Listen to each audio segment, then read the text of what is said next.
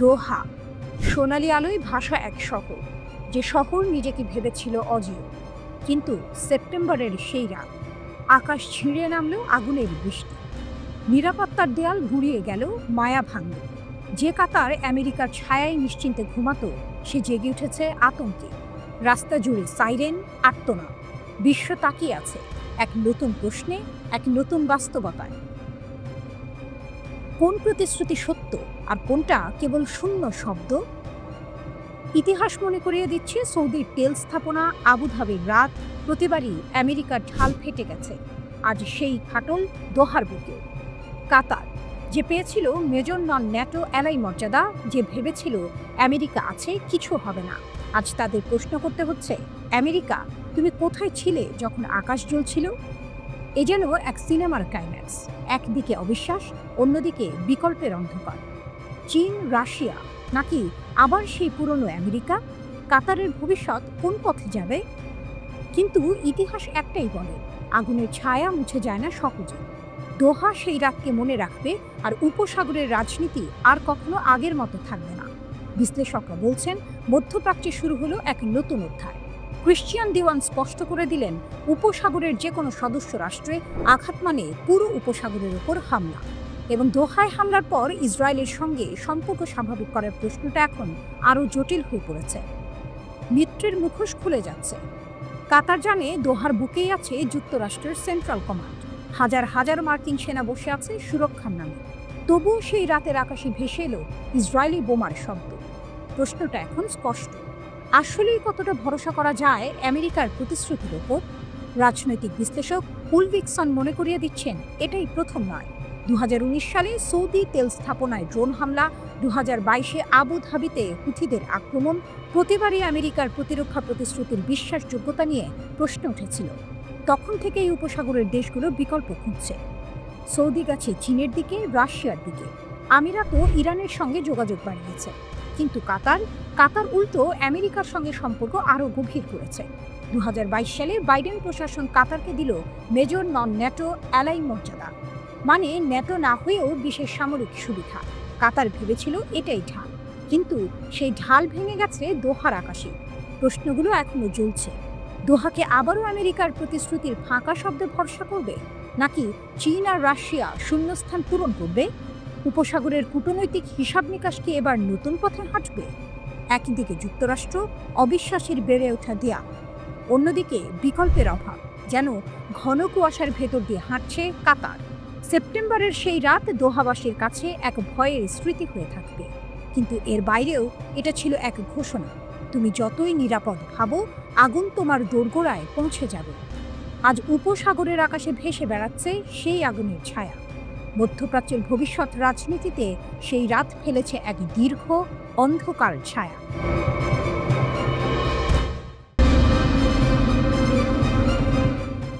জর্ডানের গর্জন, ইসরায়েলের বিরুদ্ধে নতুন ঝড়ের আভাস। ভূমধ্যসাগরের বাতাস হঠাৎই যেন দিক বদল করেছে। এতদিন ফিলিস্তিনের কান্না, গাজার ধ্বংসযজ্ঞ, পশ্চিম তীরের হাহাকার, সবকিছুর মাঝে নীরব ছিল প্রতিবেশী রাষ্ট্রগুলো। কিন্তু এবার আর নীরবতা নয়, এবার মঞ্চে উঠেছে জর্ডান। নেতানিয়াহু গ্রেটার ইসরায়েলের মানচিত্র প্রকাশ করলেন, আর তার ঠিক পরেই জর্ডান ঘোষণা দিল যুদ্ধের প্রস্তুতির। ইসরায়েলের প্রধানমন্ত্রী বেনিয়ামিন নেতানিয়াহু সম্প্রতি যে মানচিত্র প্রকাশ করেছেন, তা যেন আগুনে ঘি ঢালার মতো। সেই মানচিত্রে ফিলিস্তিন, জর্ডান, সিরিয়া এবং লেবাননকে অন্তর্ভুক্ত করে দেখানো হয়েছে কথিত গ্রেটার ইসরায়েল। ফিলিস্তিনিরা ক্ষুব্ধ, আরব দুনিয়াও ক্ষুব্ধ, তবে সবচেয়ে তেতে উঠেছে জর্ডান। রাজধানী আম্মান থেকে জারি হলো এক ঐতিহাসিক ঘোষণা। 3 দশকেরও বেশি সময় ধরে বন্ধ থাকা জাতীয় সামরিক পরিষেবা কর্মসূচি আবার চালু করছে জর্ডান। সিনেমার মতো দৃশ্য কল্পনা করুন, একদল তরুণ, চোখে আগুন, হাতে পতাকা, সামনে দাঁড়িয়ে আছেন যুবরাজ হোসেন বিন আবদুল্লাহ। তিনি বললেন, দেশের প্রতিটি তরুণকে প্রতিরক্ষার জন্য প্রস্তুত থাকতে হবে। এই এক লাইনেই জর্ডানের ভবিষ্যৎ বদলে গেল। 1990-এর দশক পর্যন্ত 18 থেকে 40 বছরের প্রত্যেক পুরুষের জন্য সেনাবাহিনীতে 2 বছর কাজ করা বাধ্যতামূলক ছিল। পরে এই নীতি শিথিল হয়, সীমিত প্রশিক্ষণ চালু থাকে। কিন্তু এখন আবার শুরু হচ্ছে পূর্ণাঙ্গ সামরিক কর্মসূচি।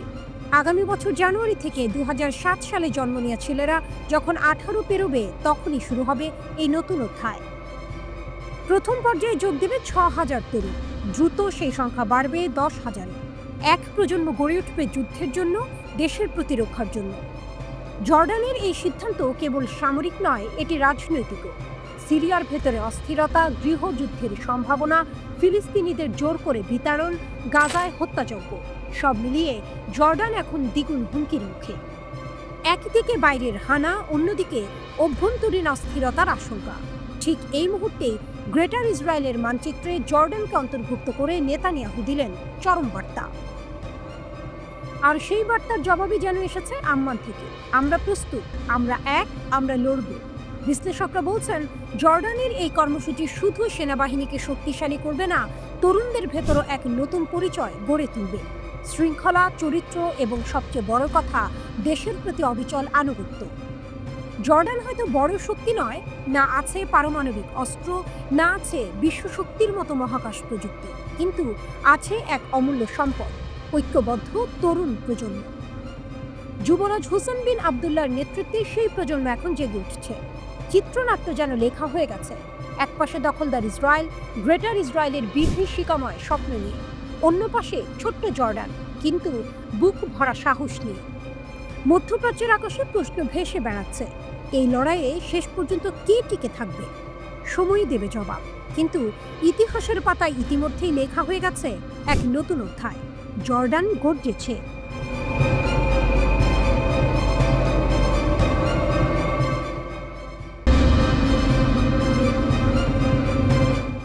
বিশ্ব রাজনীতিতে নতুন সংকট। অস্ট্রেলিয়া বনাম ইসরায়েল। জানুয়ারিতে হোয়াইট হাউসের দায়িত্ব নেওয়ার পর থেকে ডোনাল্ড ট্রাম্প যেন বিশ্বকে এক অশান্তির ঘূর্ণিঝড়ে ফেলেছেন। যুদ্ধ, সংঘাত, বাণিজ্য যুদ্ধ, সব মিলিয়ে বিশ্ব নাজেহাল। কিন্তু এবার অন্যরকম উত্তেজনা। ট্রাম্পের ঘনিষ্ঠ মিত্র অস্ট্রেলিয়া ও ইসরায়েল এখন প্রকাশ্যে একে অপরের বিরুদ্ধে। যুদ্ধক্ষেত্রে নয়, কূটনৈতিক মঞ্চে। হঠাৎ করেই মধ্যপ্রাচ্যের স্বার্থকে ঘিরে শুরু হয়েছে কথার লড়াই। ট্রাম্প হয়তো ভাবতে পারেননি তার ঘনিষ্ঠ মিত্ররা একে অপরকে ঠেস দিতে পারে। এবার বিশ্বের নজর কেন্দ্রীভূত, যেখানে সামরিক শক্তি নয়, কূটনীতির ধনুক ছোড়ার যুদ্ধ। যুক্তরাষ্ট্র চীনের উত্থান এবং সামরিক অগ্রগতি ঠেকাতে নিজের ঘনিষ্ঠ মিত্রদের নিয়ে জোট করেছে। জোটের অন্যতম গুরুত্বপূর্ণ সদস্য অস্ট্রেলিয়া, যার কৌশলগত গুরুত্ব অপরিসীম। মার্কিন দৃষ্টি মধ্যপ্রাচ্যকে ইসরায়েলের চোখে দেখে।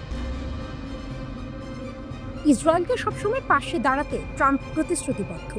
ইসরায়েলের অস্তিত্ব, অস্ত্র এবং আমেরিকার জনগণের টাকায় কেনা অস্ত্র সবই এই অঞ্চলে টিকিয়ে রেখেছে যুক্তরাষ্ট্র। কিন্তু হঠাৎ করে সেই ইসরায়েলের অস্তিত্বের উপর হুমকি হিসেবে আবির্ভূত হয় অস্ট্রেলিয়া। ক্যানবেরা ঘোষণা দেয় সেপ্টেম্বরে জাতিসংঘ সাধারণ পরিষদে ফিলিস্তিনকে স্বাধীন রাষ্ট্র হিসেবে স্বীকৃতি দেবে অস্ট্রেলিয়া। অস্ট্রেলিয়ার প্রধানমন্ত্রী অ্যান্থনি আলবানিজ বলেন, রাষ্ট্রভিত্তিক সমাধানে মানবতার সেরা আশা। এই ঘোষণা মধ্যপ্রাচ্যের সহিংসতার চক্রকে নতুন মোড়ে নিয়ে যায়। নেতানিয়াহুর প্রতিক্রিয়া। ইসরায়েলের প্রধানমন্ত্রী বেনিয়ামিন নেতানিয়াহু অস্ট্রেলিয়াকে বিদ্ধ করতে শুরু করেন। অ্যান্থনি আলবানিজকে দুর্বল বলার পাশাপাশি ইহুদিদের সঙ্গে বিশ্বাসঘাতকতা করার অভিযোগও তোলেন। তবে এই জোরালো আক্রমণ অস্ট্রেলিয়াকে দমাতে পারেনি। অস্ট্রেলিয়ার জবাব। অস্ট্রেলিয়ার স্বরাষ্ট্রমন্ত্রী টনি বুর্ক বলেন, কতজনকে উড়িয়ে দেওয়া হয়েছে, কতজন শিশুকে অভুক্ত রাখা হয়েছে, সবই অস্বীকারযোগ্য। তিনি দৃঢ়ভাবে বলেছেন, শক্তিমত্তা নির্ভর করে না। গাজার উপর ইসরায়েলের অভিযান, যেখানে অকথিত নিরপরাধ নারী ও শিশু মারা গেছে, তা বিশ্বের বিভিন্ন দেশের ফিলিস্তিনকে স্বাধীন রাষ্ট্র হিসেবে স্বীকৃতির সিদ্ধান্তকে আরও যৌক্তিক করেছে। কূটনৈতিক সভার কক্ষ, চিমনি ধোঁয়া, নেতানিয়াহু এবং আলবানিসের চোখে আগুন। পত্রপত্রিকা, টিভির ক্যামেরা, বিশ্ব জুড়ে উত্তেজনা।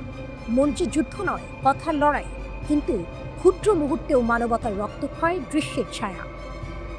এখন শুধু মধ্যপ্রাচ্য নয়, গোটা বিশ্ব দেখছে কেন অস্ট্রেলিয়া ফিলিস্তিনকে স্বীকৃতি দিচ্ছে, কেন ইসরায়েল এত রেগে গেছে। ট্রাম্পের বাণিজ্য ও সামরিক জোট নীতি এই সংঘাতে নতুন মোড় নিয়েছে। এবারের লড়াই প্রমাণ করে, কখনো যুদ্ধক্ষেত্রেই নয়, কখনো কথার লড়াইয়েও বিশ্বের শক্তি এবং দুর্বলতার ছবি স্পষ্ট হয়ে ওঠে। অস্ট্রেলিয়ার সাহস, নেতানিয়াহুর প্রতিক্রিয়া, ট্রাম্পের কৌশল, সবই একত্রিত হয়ে বিশ্ব রাজনীতিকে অস্থির করে রেখেছে। কিন্তু প্রশ্ন অব্যাহত, ফিলিস্তিন স্বাধীনতা পাবে কিনা, মধ্যপ্রাচ্যের শান্তি স্থায়ী হবে কিনা তা সময়ই দেখাবে। এই লড়াই কেবল রাষ্ট্রগুলো নয়, মানবতার লড়াই, যেখানে প্রতিটি পদক্ষেপের প্রভাব গভীর।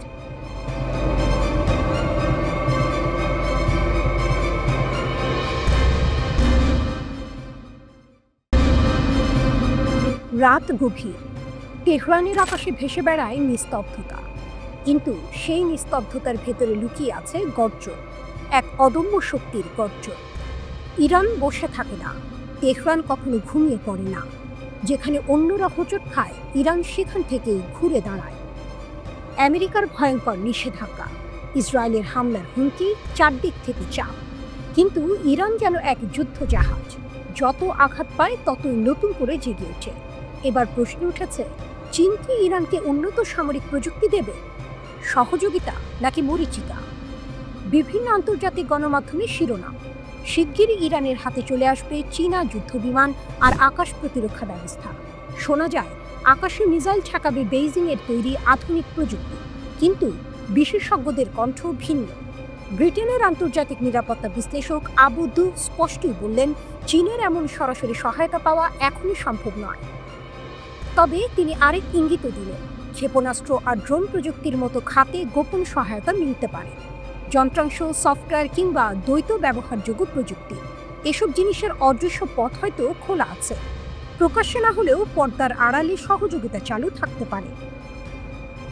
ওয়াশিংটন ইনস্টিটিউটের বিশ্লেষক নাদিমি স্মরণ করিয়ে দিলেন অতীত। চীন কখনো সরাসরি বড় আকারে অস্ত্র দেয়নি, দিয়েছে আংশিক প্রযুক্তি, যেমন ক্রুজ ক্ষেপণাস্ত্রের কিছু অংশ বা নেভিগেশনের কিছু সিস্টেম।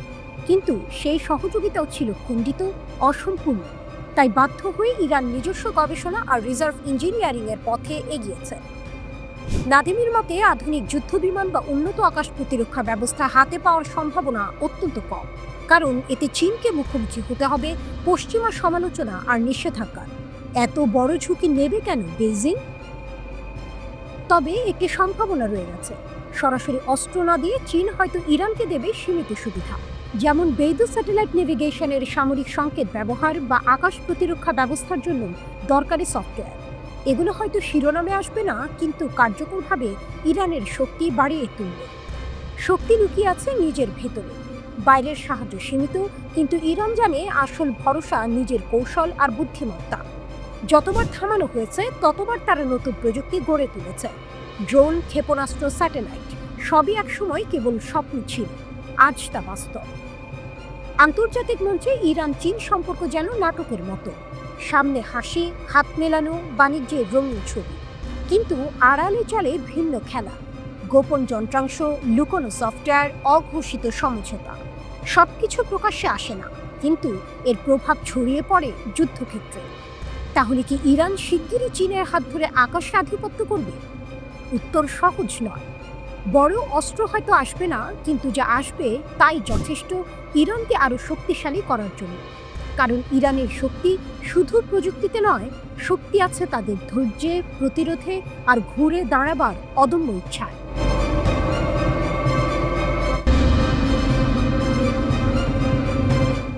মহাকাশে ইরানের স্বপ্ন, শহীদ সোলাইমানি স্যাটেলাইটের অভিযান। রাতের আকাশে অসংখ্য তারা, কেউ তাকিয়ে দেখে শুধু আলো, কিন্তু ইরান, তারা দেখছে নিজের ভবিষ্যৎ। দীর্ঘদিন ধরে পশ্চিমা নিষেধাজ্ঞার শিকলে বাঁধা ছিল দেশটি। আমেরিকা, ইসরায়েল ও তাদের মিত্ররা ভাবছিল ইরানকে চিরকাল প্রযুক্তির দৌড়ে পিছিয়ে রাখা যাবে, কিন্তু ইতিহাস প্রমাণ করে ইরান কখনো থামে না। এই দেশ বারবার ভাঙা শিকলকে অস্ত্র বানিয়ে দাঁড়িয়েছে আরও শক্ত হয়ে। শত্রুর চোখের সামনে দিয়ে ইরান এবার ছুটছে মহাকাশ জয়ের পথে। তেহরান ঘোষণা করেছে এক অভূতপূর্ব উদ্যোগ, শহীদ সোলাইমানি স্যাটেলাইট প্রকল্প। শুধু একটি বা দুটি নয়, একসাথে 20টি স্যাটেলাইট মহাকাশে পাঠানোর পরিকল্পনা। এই মিশন শুরু হবে 2026 সালের মার্চের মধ্যে। এমন সাহসী ঘোষণা শুনে দুনিয়া হতভম্ব। প্রযুক্তির মঞ্চে এটা কেবল এক ধাপ নয়, বরং এক লাফে শীর্ষে ওঠার ঘোষণা। ইরানের মহাকাশ সংস্থার প্রধান হাসান সালারি জানালেন, এই স্যাটেলাইটগুলো হবে দেশের প্রথম ন্যারো ব্যান্ড স্যাটেলাইট কনস্টেলেশন। এর মানে ইরানের প্রতিটি গ্রাম, প্রতিটি শহর, প্রতিটি কোণায় পৌঁছে যাবে যোগাযোগ ব্যবস্থা। ইন্টারনেট অফ থিংস প্রযুক্তির মাধ্যমে প্রতিটি ইলেকট্রনিক ডিভাইস একে অপরের সঙ্গে যুক্ত হবে। স্মার্ট শহর, স্মার্ট কৃষি, এমনকি সামরিক প্রযুক্তিও নতুন রূপ নেবে। আর সবটাই তৈরি হচ্ছে নিজস্ব প্রযুক্তি দিয়ে, কোনো বিদেশি ভরসা নয়। ইরানের বিজ্ঞানীরা নিজের হাতেই গড়ছেন যন্ত্রাংশ, নিজেরাই স্থাপন করবেন কক্ষপথে। সরকারি ও বেসরকারি প্রতিষ্ঠান মিলেমিশে এগিয়ে নিচ্ছে প্রকল্প। একসময় যে আকাশ ছোঁয়া ছিল স্বপ্ন, আজ সেখানে উঠছে ইরানের নিজস্ব স্যাটেলাইট। যেখানে পশ্চিমা শক্তি চাইতো ইরানকে চিরকাল নিচে আটকে রাখতে, সেখানে ইরান এখন উঠছে মহাকাশের সিঁড়ি বেয়ে। তবে স্বীকার করতে হচ্ছে এটা সহজ পথ নয়। সালারি সতর্ক করে দিয়েছেন প্রযুক্তিগত জটিলতায় কিছুটা দেরি হতে পারে, কিন্তু তিনি আবারও নিশ্চিত করেছেন অগ্রগতি আসার চেয়েও ভালো। ভাবুন একবার, 20টি স্যাটেলাইট একই প্রকল্পে, এমনকি প্রযুক্তি দানব আমেরিকা কিংবা ইসরায়েলও এই মুহূর্তে ইরানের মতো সাহসী ঘোষণা দেয়নি। আর ইরান নিষেধাজ্ঞার অন্ধকার ভেদ করে গড়ছে এক নতুন দিগন্ত। এ যেন সিনেমার চূড়ান্ত টুইস্ট, যেখানে ভিলেন ভেবেছিল নায়ক আর উঠতে পারবে না, ঠিক তখনই নায়ক উঠে দাঁড়ায় আকাশের বুক ছিঁড়ে নিজের পতাকা গাড়তে। আজকের বাস্তবতাও তাই। ইরান মহাকাশে শুধু স্যাটেলাইট পাঠাচ্ছে না, পাঠাচ্ছে এক বার্তা: আমাদের থামানো যাবে না, শিকল ভাঙা আমাদের অভ্যাস, আকাশ এখন আমাদের। প্রশ্ন শুধু একটাই, এই স্যাটেলাইট কনস্টেলেশন কি মধ্যপ্রাচ্যের শক্তির ভারসাম্য বদলে দেবে? উত্তর লুকিয়ে আছে সেই আকাশে, যেখানে ইতিমধ্যেই জ্বলজ্বল করছে ইরানের শহীদ সোলাইমানি স্যাটেলাইটের স্বপ্ন।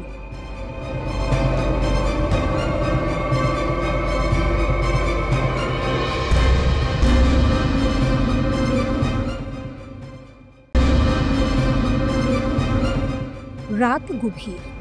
রামাল্লার পূর্বে ছোট্ট গ্রাম আল মুঘাইর নিস্তব্ধতায় ডুবেছিল। হঠাৎই সেই নীরবতা ভেঙে এলো সংঘর্ষের শব্দে। এক তরুণ ফিলিস্তিনি প্রতিরোধ যোদ্ধা এগিয়ে গেছেন বসতির দিকে, হাতে ছোট্ট একটি পিস্তল। কিন্তু ভাগ্য যেন তাকে ধোঁকা দিল। অস্ত্র কাজ করল না, গুলি বের হলো না।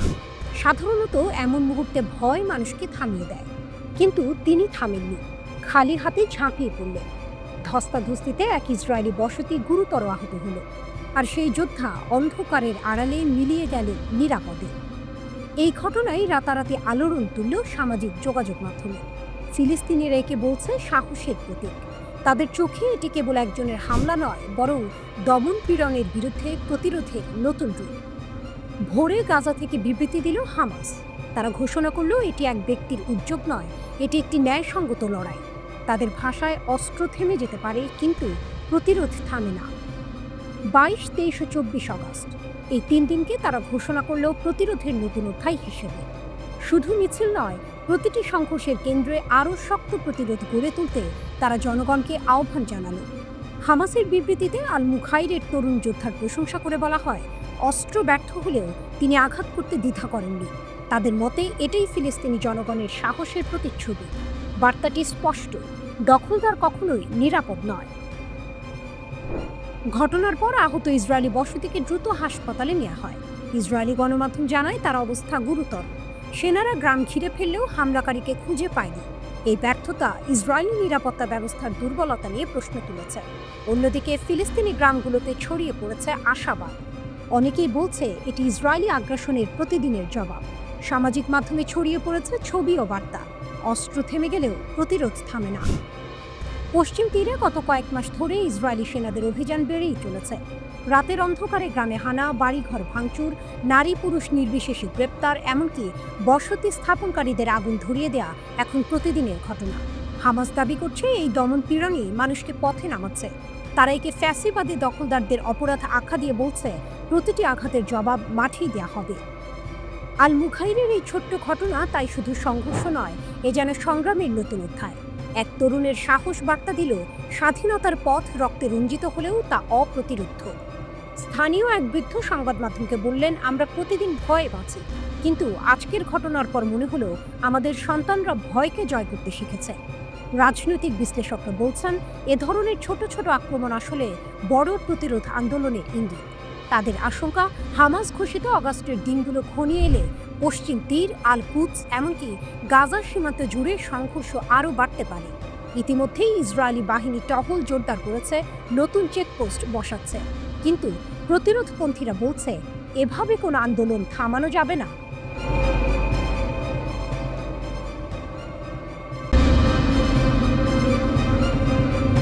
চীনের সীমান্ত থেকে মাত্র ২৭ কিলোমিটার দূরে পাহাড়ি উপত্যকার ভেতর লুকিয়ে আছে এক ভয়ঙ্কর রহস্য। উত্তর কোরিয়ার সিংপুং ডং ক্ষেপণাস্ত্র ঘাঁটি। নামটি উচ্চারণে সাধারণ মনে হলেও এর ভেতর লুকিয়ে আছে এমন এক শক্তি যা এক নিমিষেই পূর্ব এশিয়া থেকে যুক্তরাষ্ট্রের মূল ভূখণ্ড পর্যন্ত কাঁপিয়ে দিতে পারে। ওয়াশিংটন ভিত্তিক থিঙ্ক ট্যাঙ্ক CSIS এর নতুন প্রতিবেদনে উঠে এসেছে এই চাঞ্চল্যকর তথ্য।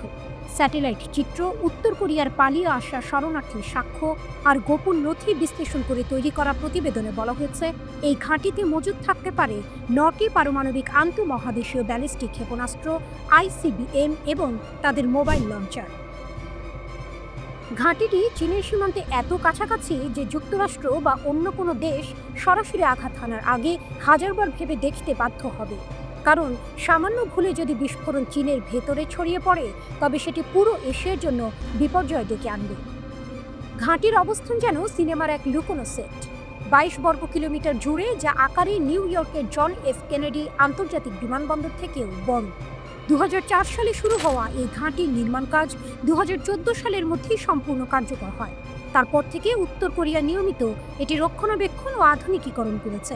বিশেষজ্ঞরা বলছেন এই ঘাঁটিতে হাওয়াসং 15 বা হাওয়াসং 18 এর মতো দীর্ঘ পাল্লার পারমাণবিক ক্ষেপণাস্ত্র থাকতে পারে। এগুলো যুক্তরাষ্ট্রের যে কোনো প্রান্তে আঘাত হানার মতো সক্ষমতা রাখে। ট্রান্সপোর্টার লঞ্চারের সাহায্যে ক্ষেপণাস্ত্র মুহূর্তেই নিক্ষেপ করা সম্ভব, আবার যুদ্ধের সময় দ্রুত অন্যত্র সরিয়েও ফেলা যাবে। এখানে নাটকীয় মোড় ঘুরে রাশিয়ার প্রসঙ্গে। ইউক্রেন যুদ্ধ শুরুর পর থেকে উত্তর কোরিয়া মস্কোর সঙ্গে সহযোগিতা বাড়িয়েছে। খবর আছে রাশিয়ার জন্য সেনা পাঠিয়েছে পিয়ংইয়ং। বিনিময়ে রাশিয়া তাদের আধুনিক প্রযুক্তি ও অস্ত্র সরবরাহ করতে পারে, যা আরও ভয়ঙ্কর করে তুলবে উত্তর কোরিয়ার পারমাণবিক কর্মসূচি।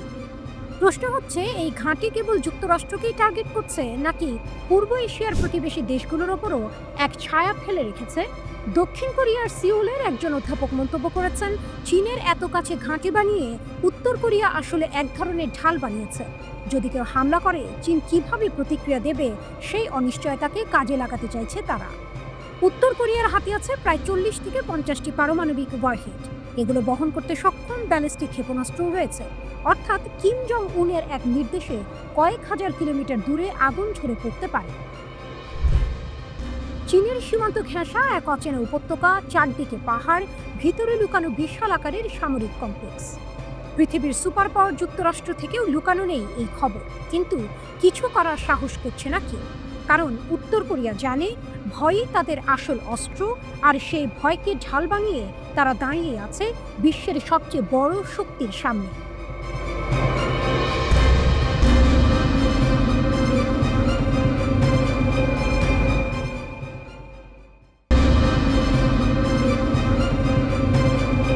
রাতের আকাশে যখন তেহরানের আলো ঝলমল করছে, তখনই দেশটির শক্তিমান নেতারা এক অদৃশ্য অস্থিরতা টের পাচ্ছেন। কারণ তাদের খুব কাছেই আঁকা হচ্ছে এক নতুন নীল নকশা। নাম দেওয়া হয়েছে করিডোর। কাগজে এটি শান্তির প্রতীক হলেও ইরানের চোখে এটি ছদ্মবেশী ষড়যন্ত্র। এই করিডোর নাকি যুক্ত করবে আজারবাইজান আর্মেনিয়া হয়ে তুরস্ককে। পরিকল্পনাটি এসেছে যুক্তরাষ্ট্রের হাত ধরে, আর পেছনে বলা হচ্ছে ডোনাল্ড ট্রাম্পের ছায়া।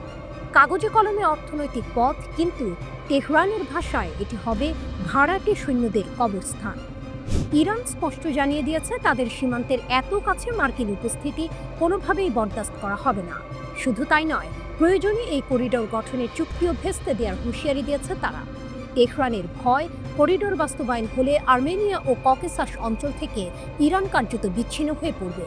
আর ঠিক সেই জায়গায় সম্ভাব্য শত্রু শক্তি মার্কিন বাহিনী স্থায়ী আসন ঘেরে বসবে।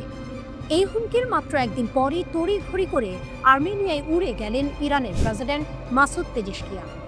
রাজধানী ইয়েরেভানে বসে আর্মেনিয়ার প্রধানমন্ত্রী নিকোল পাশিনিয়ানের সঙ্গে বৈঠক করলেন তিনি। বৈঠক শেষে পাশিনিয়ান আশ্বাস দিলেন এই করিডোরের পূর্ণ নিয়ন্ত্রণ থাকবে আর্মেনিয়ার হাতে। কোনো তৃতীয় দেশ, বিশেষ করে যুক্তরাষ্ট্র, এখানে প্রভাব বিস্তার করবে না। আর্মেনিয়ার রাস্তায় নিরাপত্তা নিশ্চিত করবে আর্মেনিয়ার সেনারাই। তবে পাশিনিয়ান এটাও স্পষ্ট করেছেন এই করিডর হবে দুই দেশের অর্থনৈতিক দিগন্ত উন্মোচনের নতুন দরজা। দক্ষিণ আর্মেনিয়া দিয়ে তৈরি এই পথ আজারবাইজানকে যুক্ত করবে নাখচিভান এক্সক্লেভের সঙ্গে।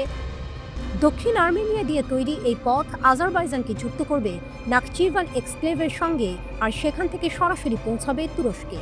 যুক্তরাষ্ট্র হাতে নেবে উন্নয়ন কাজ, যার মাধ্যমে তেল, গ্যাস ও অন্যান্য সম্পদ রপ্তানির সুযোগ আরও বেড়ে যাবে। এখানেই টুইস্ট, ইরানের চোখে এ যেন অর্থনৈতিক করিডোর নয়, বরং সামরিক ঘাঁটি গড়ার গোপন চক্রান্ত। তাই প্রেসিডেন্ট পেজেশকিয়ান কেবল আর্মেনিয়াতেই থামলেন না, সোজা চলে গেলেন বেলারুশে।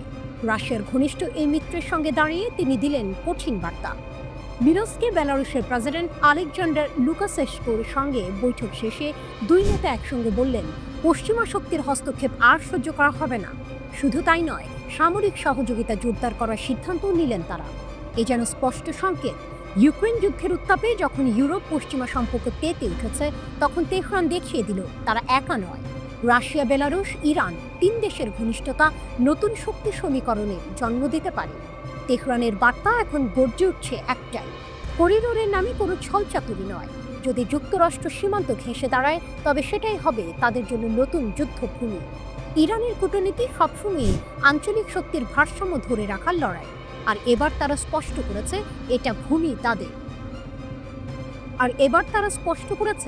এই ভূমি তাদের। দখল বা ঘেরাওয়ের যে কোনো চেষ্টা শেষ হবে প্রতিরোধের আগুনে।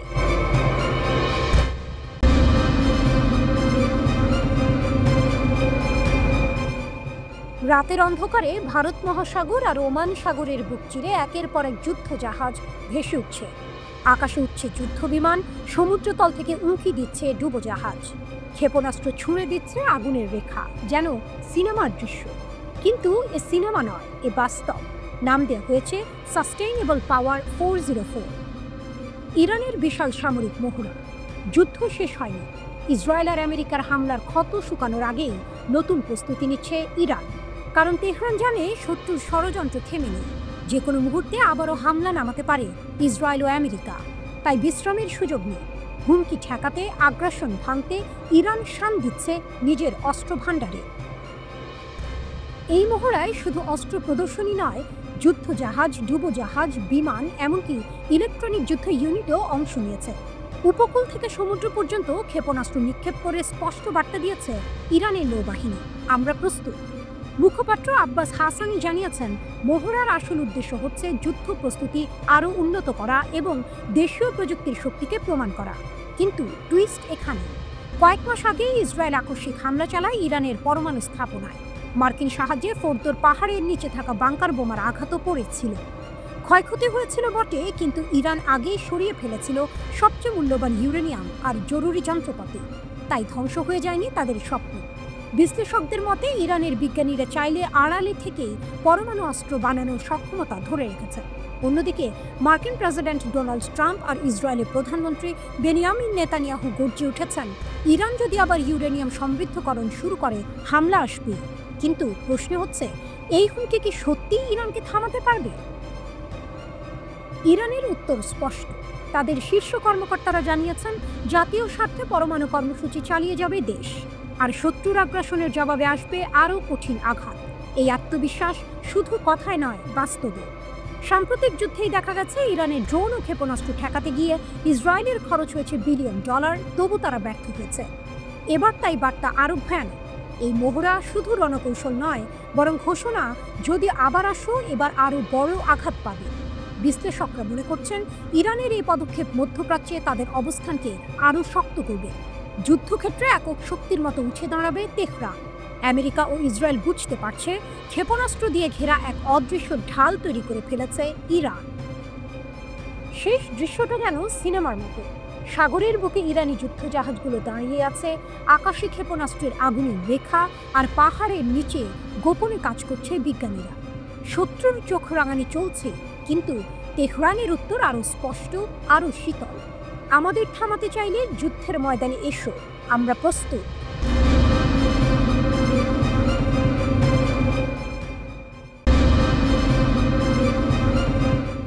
শনির দশা নেমেছে আমেরিকার আকাশে। দুনিয়ার সবচেয়ে শক্তিশালী সামরিক শক্তি মার্কিন যুক্তরাষ্ট্র। কিন্তু তাদের ভরসার যুদ্ধবিমানই আজ পরিণত হচ্ছে ধ্বংসের খেলায়। ভার্জিনিয়া উপকূল, স্থানীয় সময় সকাল 10টা। স্ট্রাইক ফাইটার স্কোয়াড্রন 83-এর এক পাইলট নিয়মিত প্রশিক্ষণ ফ্লাইটে ছিলেন। হঠাৎ নিয়ন্ত্রণ হারালেন বিমানের।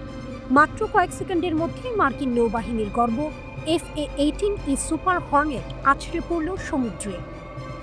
বাংলাদেশি টাকায় যার দাম প্রায় 820 কোটি, সে বিমান এখন সমুদ্রের অন্ধকারে। পাইলট ইজেক্ট করে প্রাণ বাঁচালেও যুদ্ধবিমানটি এখনো উদ্ধার করা যায়নি। নিউ ইয়র্ক পোস্টের খবরে বলা হয়েছে, $67 মিলিয়ন মূল্যের যুদ্ধবিমান সমুদ্রে ডুবে যাওয়ার পর নৌবাহিনীর পাইলটকে উদ্ধার করা হয়। প্রায় 90 মিনিট পরে অনুসন্ধান ও উদ্ধার অভিযানের পর জীবিত উদ্ধার হন তিনি। শুধু এই একটি নয়, গত 10 মাসে এ নিয়ে 6টি সুপার হর্নেট হারালো মার্কিন নৌবাহিনী। এর আগে গত এপ্রিলে একটি যুদ্ধবিমান USS হ্যারি এস ট্রুম্যান রণতরী থেকে ছিটকে পড়ে সাগরে তলিয়ে যায়। শনি যেন কেবল আমেরিকায় থামেনি, মালয়েশিয়ার কুয়ান্তান বিমান ঘাঁটিতেও একই ট্র্যাজেডি। একটি FA-18D হর্নেট উড্ডয়নের সময় হঠাৎ আগুন ধরে যায়। বিস্ফোরিত হয়ে রানওয়েতে ভেঙে পড়ে বিমানটি। সৌভাগ্যক্রমে 2 পাইলট ইজেক্ট করে বেঁচে যান।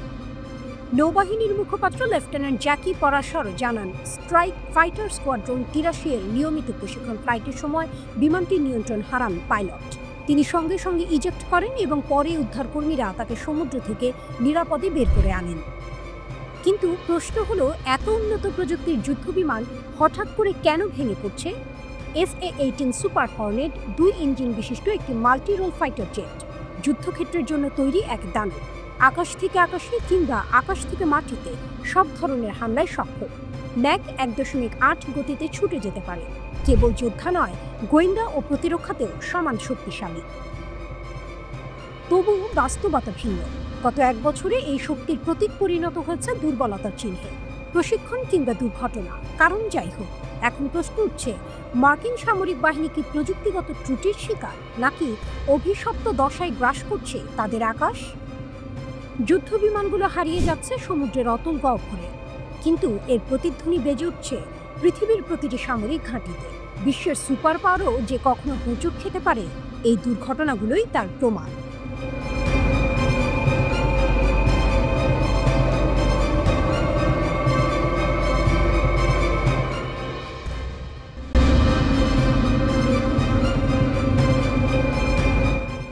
রাতের আকাশে এখনো যেন ভেসে আছে সেই দগ্ধ ধোঁয়া।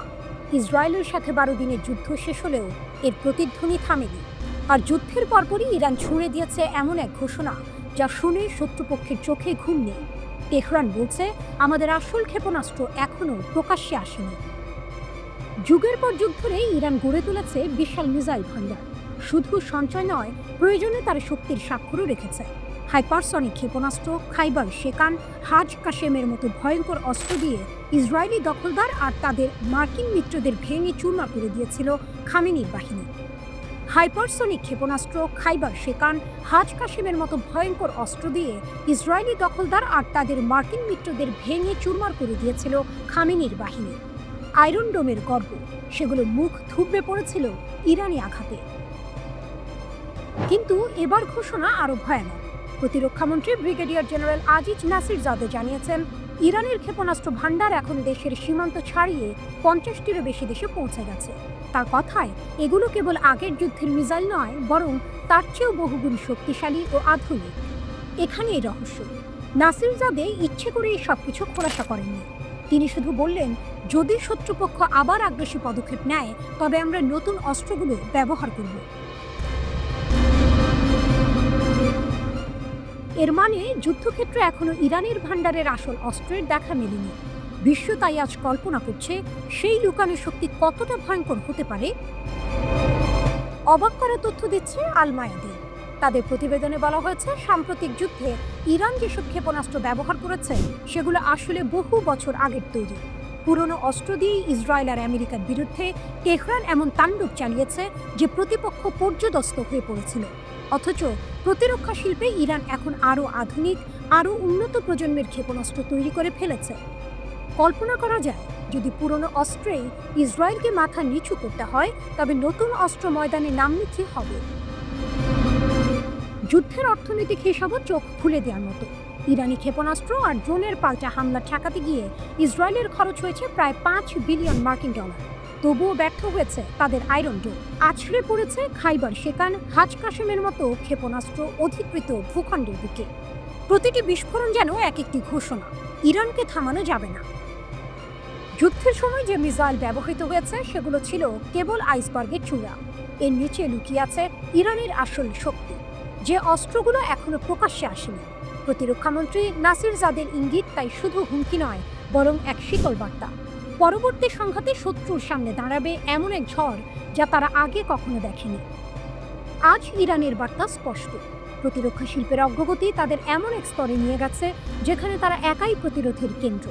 শত্রুরা যতই লজিস্টিক দিক থেকে সহায়তা পাক, যতই গোয়েন্দা তথ্য ভাগ করুক, ইরানের মিসাইল শক্তির সামনে সবই তছনছ হয়ে যাবে। এ যেন এক সিনেমেটিক দৃশ্য। মঞ্চে দাঁড়িয়ে আছে খামেনির বাহিনী, হাতে অদেখা অস্ত্রের ভাণ্ডার, পেছনে জ্বলে ওঠা আগুনের রেখা, আর সামনে দাঁড়িয়ে থাকা শত্রুর বুক কাঁপছে, কারণ তারা জানে আসল খেলা এখনো শুরু হয়নি।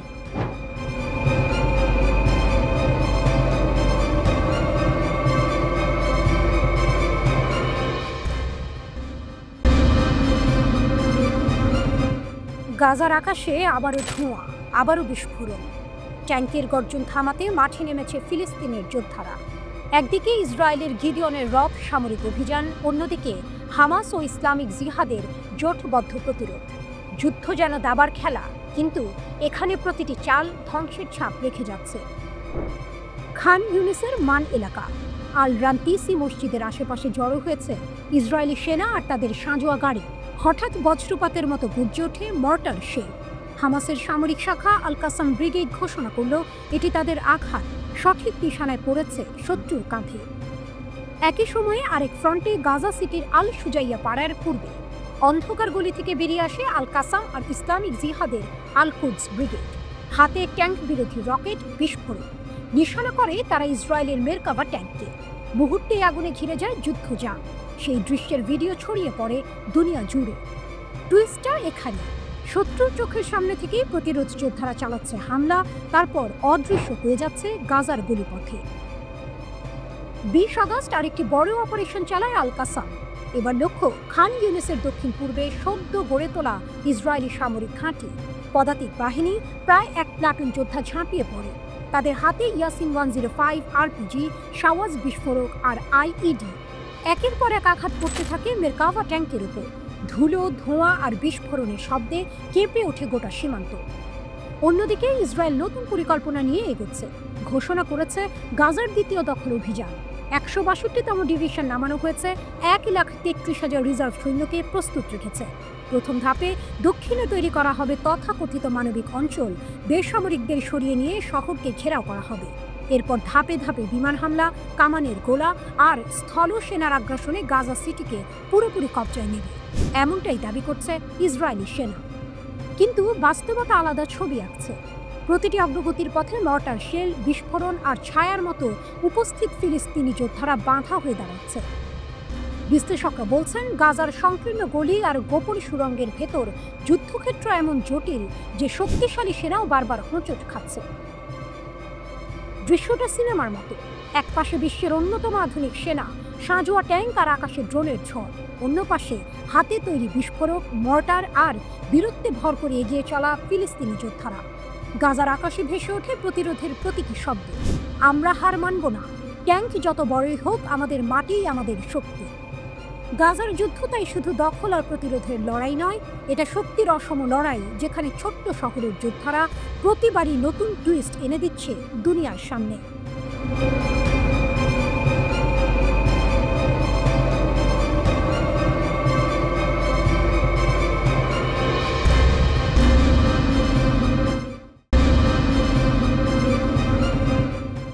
মাউন্ট হারমোনি বিস্ফোরণ, ইসরায়েলের ঘুম ভাঙল। দক্ষিণ সিরিয়ার পাহাড়ি অঞ্চলে মাউন্ট হারমোনের ঢালুতে একটি বিস্ফোরণ ঘিরে উঠল শীতল ধোঁয়া আর আতঙ্ক। সীমারেখার নীরবতা মুহূর্তেই কেটে গেল। 7 ইসরায়েলি সৈন্য আহত, 4 জন গুরুতর। সৈন্যরা যে অস্ত্র ব্যবহার করছিলেন তা পুরনো সিরিয়ার, যুদ্ধের ছায়া ফেলে যাওয়া। একটি ভুল নাড়াচাড়া আর বিস্ফোরণ, মুহূর্তে রক্ত আর ধোঁয়া মিলিয়ে গেল। আহতদের তড়িঘড়ি সাফেদ হাসপাতালে নিয়ে যাওয়া হয়। ঘটনাটি ঘটেছে একটি রিজার্ভ ইউনিটের মধ্যে। এরা সীমান্ত রক্ষায় নয়, বরং অপারেশনাল প্রস্তুতিতে নিযুক্ত। কিন্তু পুরনো অস্ত্রের ব্যবহার একটি বড় চ্যালেঞ্জের মুখোমুখি করেছে তাদের। ইসরায়েল আর সিরিয়ার মধ্যে সম্পর্ক বর্তমানে নতুন দিকে ঝুঁকছে। সিরিয়ার পররাষ্ট্রমন্ত্রী আসাদ আল শাইবানি প্যারিসে ইসরায়েলের প্রতিনিধিদের সঙ্গে বৈঠক করেছেন। প্রথমবারের মতো দুই দেশের মধ্যে স্থিতিশীলতা ও দক্ষিণ সিরিয়ার শান্তি নিয়ে গোপন ফাইলগুলোর আলোচনা শুরু হয়েছে। কিন্তু বাস্তবতা আরও ভয়ঙ্কর। দক্ষিণ সিরিয়ার কুনেত্রা ও দারা প্রদেশ জুড়ে ইসরায়েলি সেনারা সীমান্ত লঙ্ঘন চালিয়ে যাচ্ছে, বাড়ি ঘরে হানা দিচ্ছে, চেকপয়েন্ট স্থাপন করছে এবং প্রায়শই বাড়ি ধ্বংস করছে। Syrian observatory for human rights জানায় ৫ অগস্ট আল কাহতানিয়া গ্রামে ২টি বাড়ি ধ্বংস করা হয়েছে। অভিযোগ, এই বাড়িগুলো ইসরায়েলি সামরিক অবস্থানের কাছাকাছি। পাহাড়ি ঢালুতে সূর্য অস্তাচলে, একদিকে ধোঁয়া আর ধ্বংস, দূরে সৈন্যরা আহতদের জন্য লড়ছে, আর আকাশের ওপরে শান্তির বার্তা। কিন্তু ভীতি ঘিরে রেখেছে সীমান্তকে। ইসরায়েল প্রায় ২ বছর ধরে উম্মুল আজম গ্রাম থেকে আল কাহতানিয়া ও আল হামিদিয়া হয়ে হারমোনির ঢাল পর্যন্ত সামরিক স্থাপনাগুলো স্থাপন করেছে। গত বছরের শেষের দিকে আসাদ সরকারের পতনের পর তারা দক্ষিণ সিরিয়ায় দখল প্রসারিত করেছে। যদিও বৈঠক শুরু হয়েছে বিস্ফোরণ দেখালো সীমান্তে শান্তি কেবল কাগজে। পুরনো অস্ত্র, অনিয়ন্ত্রিত আগুন এবং সীমান্তের উত্তেজনা, সব মিলিয়ে পরিস্থিতি এখন অত্যন্ত সংবেদনশীল। এই মুহূর্তে দক্ষিণ সিরিয়ার পাহাড়ি ঢালুতে নীরবতা নেই। প্রতিটি ঝাঁকুনি, প্রতিটি পদক্ষেপ, প্রতিটি শব্দ মুহূর্তে ইতিহাসের সাক্ষী। ইসরায়েলি সৈন্যদের জন্য সীমান্ত শুধুই কৌশল নয়, জীবন আর মৃত্যুর খেলা। গাজায় প্রায় ২ বছর ধরে গণহত্যা চালিয়ে যাওয়া ইসরায়েল মধ্যপ্রাচ্যের এই অগ্রগতি খুব নিবিড়ভাবে নজর রাখছিল। ড্রুজ সম্প্রদায়ের নেতাদের ব্যবহার করে সিরিয়াকে আরও অস্থিতিশীল করতে চাইছে বলে মনে হচ্ছে। ইসরায়েলের প্রধান লক্ষ্য হল সিরিয়ার নতুন প্রশাসন যাতে নিজেদের সংহত করতে না পারে সেটা ঠেকানো। এটাকে ইসরায়েল হুমকি হিসেবে দেখে, বিশেষ করে যখন সিরিয়ার সরকার তুরস্কের সঙ্গে ঘনিষ্ঠভাবে কাজ করে।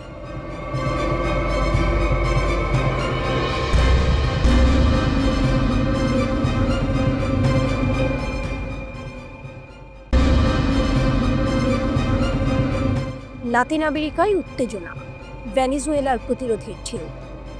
দূর লাতিন আমেরিকার আকাশে এবার যুদ্ধের আগুন জ্বলতে পারে। মার্কিন প্রেসিডেন্ট ডোনাল্ড ট্রাম্প বহুদিনের শত্রু ভেনেজুয়েলাকে এবার সরাসরি টার্গেট করেছেন। কিন্তু ভেনেজুয়েলার প্রেসিডেন্ট নিকোলাস মাদুরো একেবারেই ভয় পাননি। মাদুরো ঘোষণা করেছেন ৪৫ লাখেরও বেশি সশস্ত্র মিলিশিয়ার সদস্য দেশকে রক্ষা করতে প্রস্তুত।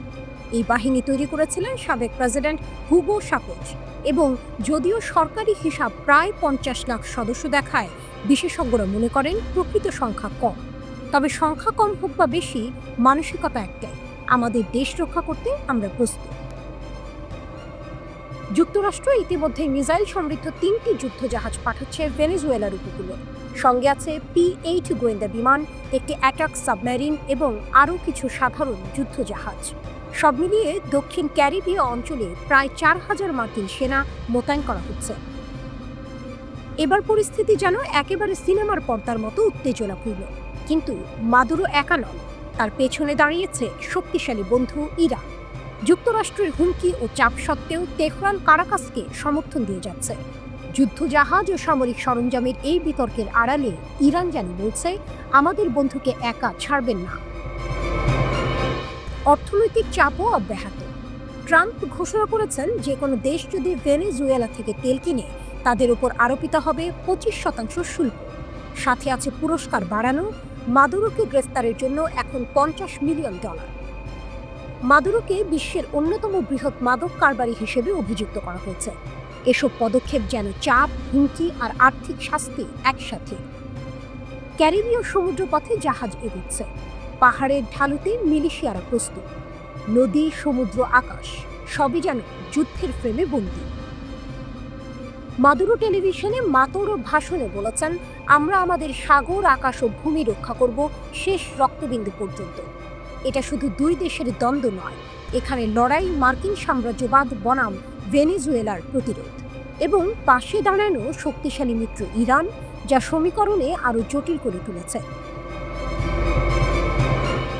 যুক্তরাষ্ট্রের যুদ্ধজাহাজ, শুল্ক, পুরস্কার সবই চাপ, কিন্তু ভেনেজুয়েলার মনোবল অটুট।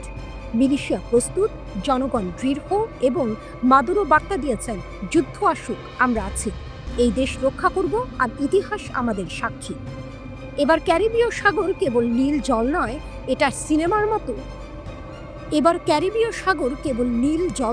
এটা সিনেমার মতো লড়াইয়ের মঞ্চ, যেখানে নায়ক ও খলনায়কের রেখা অতি সূক্ষ্ম। শেষ দৃশ্য কি হবে, সময়ই তা লিখবে।